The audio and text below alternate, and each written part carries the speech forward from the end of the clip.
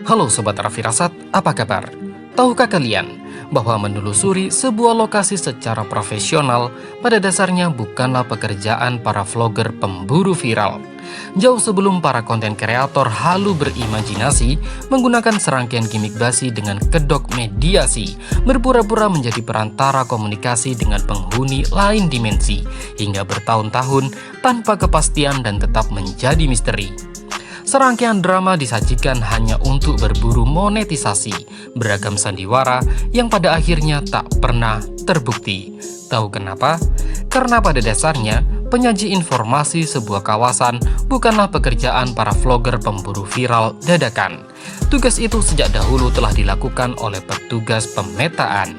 Kegiatan pemetaan telah dilakukan sejak masa kerajaan 8 abad yang lalu dengan segala keterbatasan dan penamaan sesuai zaman. Beragam informasi lokasi penting semisal candi, sendang, dan bangunan sejenisnya secara histori telah diabadikan dalam bentuk prasasti. Sejak masa kerajaan pula, peta administratif telah dibuat dengan tujuan perpajakan dan penentuan batas kawasan. Tidak ada sebuah lokasi yang benar-benar tersembunyi. Sesungguhnya, semua lokasi telah terproyeksi dan teridentifikasi. Jauh sebelum para YouTuber mendatangi sebuah tempat dengan bumbu keramat, peta permukaan bidang datar telah terlebih dahulu dibuat lengkap dengan titik koordinat.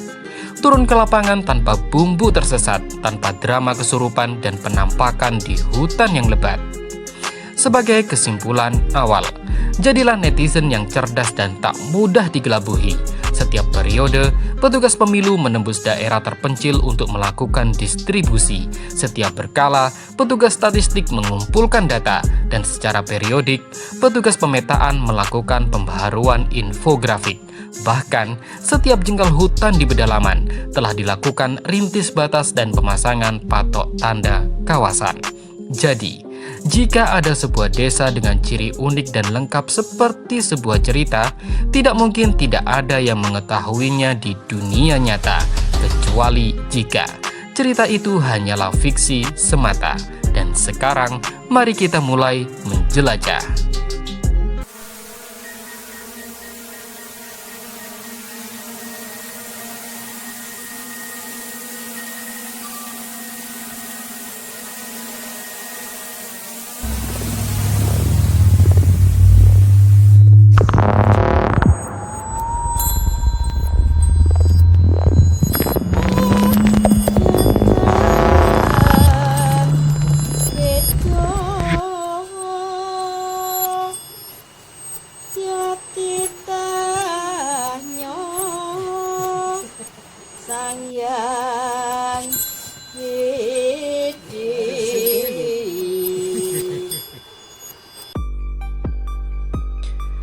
Dari pemetaan kawasan berkembang menjadi peta jalur navigasi, lalu kemudian diperkuat lagi secara cermat dengan survei lokasi.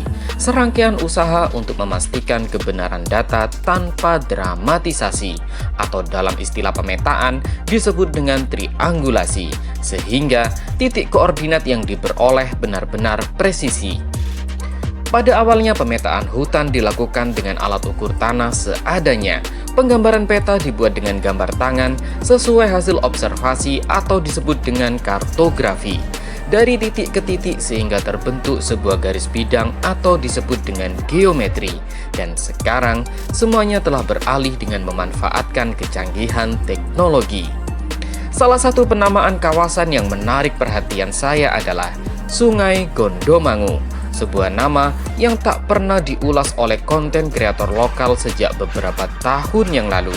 Semuanya hanya berfokus pada lokasi sesuai penggambaran yang tertera pada buku.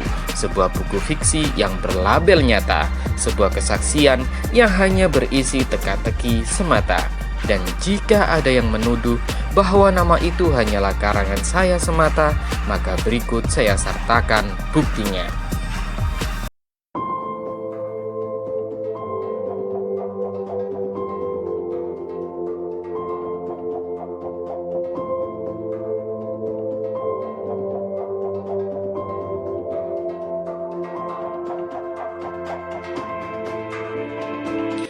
Informasi setiap sisi bumi sesuai fakta di dunia nyata telah tersaji dengan ukuran skala pada peta secara konvensional. Melalui survei aerial pemetaan digital dapat membantu memperlihatkan bentuk kontur lebih detail secara visual. Perkenalkan, ini adalah teknologi untuk membantu menampilkan visual citra 3 dimensi sebuah lokasi. Melihat secara teliti isi di dalam hutan dengan bantuan aplikasi, cermat dan tepat dengan hitungan senti.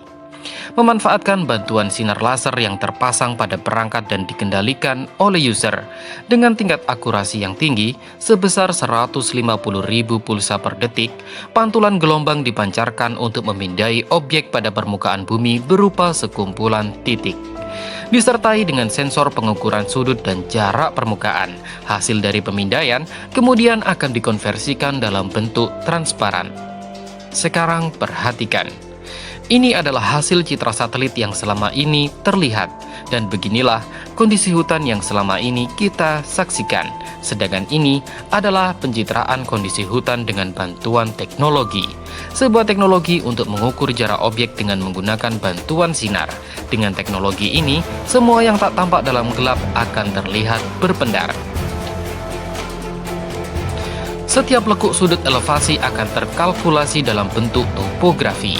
Selama terdapat celah cahaya yang mampu ditembus oleh sinar, semua yang tersembunyi di balik semak belukar akan terlihat dan tergambar. Jika ini adalah sebuah peta yang terlihat datar, maka ini adalah cara saya untuk melihatnya lebih jelas di depan layar. Dan jika benar di dalam hutan itu terdapat para penghuni yang tak terlihat di lain dimensi, maka seperti inilah kira-kira jika ditampilkan lewat sebuah visualisasi. Dan sekarang, untuk memberikan gambaran bagaimana kami bekerja di lapangan, keluar masuk hutan untuk melakukan pendataan tanpa drama dan bumbu sensasi, simak baik-baik video berikut ini. Pada tahun 2016, Surat Kabar Tempo pernah memberitakan bahwa terdapat 79 situs bersejarah di Banyuwangi yang teridentifikasi oleh Balai Arkeologi. Situs tersebut terdiri dari 11 kategori, yakni bangunan rumah tinggal, makam, sumur, dan sebagainya. Pada bidang studi sejarah dan arkeologi, penamaan terhadap suatu wilayah memang menjadi hal yang unik, sebab dalam sebuah nama wilayah tersebut mengandung arti dan latar sejarah dari wilayah itu sendiri. Banyu Putih contohnya, mendapat pasokan air dari Sungai Banyupahit yang berhulu di Kawah Ijen. Penamaan Banyu Putih dikarenakan tingkat kadar keasaman lantaran tingginya kandungan asam sulfat, klorin, dan fosfor, sehingga ketika musim kemarau air sungai tersebut cenderung berwarna putih. Begitu pula dengan Banyulinu. Penamaan itu dibuat karena cemaran belerang di air sungainya yang membuat orang yang berendam merasakan rasa pegal linunya hilang. Kemudian Gondomangu. Gondomangu sendiri secara administratif termasuk ke dalam Kabupaten Banyuwangi, tetapi dalam zona geologi regionalnya tergolong dalam peta geologi lembar Situbondo. Dari peta geologi yang ada, menunjukkan bahwa peta geologi regional di Situbondo didominasi oleh endapan Danau Blawan, formasi Bagor, batuan Gunung Ijen Tua, batuan Gunung Api Raung, batuan Gunung Ijen Muda, serta batuan Gunung Api Baluran. Dan tentu saja, yang paling mendominasi adalah endapan batuan Gunung Api Merapi Ungup-Ungup sebagai awal mula hulu kali Gondomangu itu sendiri.